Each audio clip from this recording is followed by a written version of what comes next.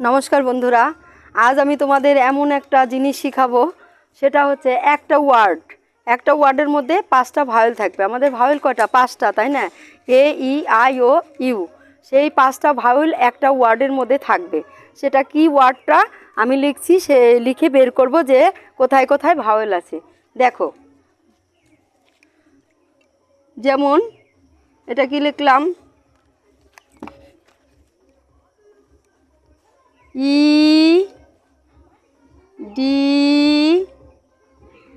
You, C, A, T, I, O, N. এটা কি হলো? এডুকেশন।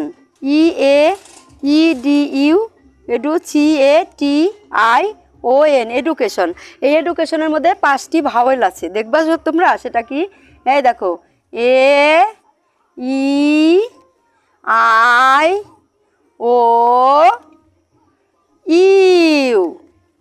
দেখো, তাহলে যদি তোমাদের ভালো লাগে তাহলে অবশ্যই কমেন্ট করবে। ভালো থাকো, আসছি, বাই।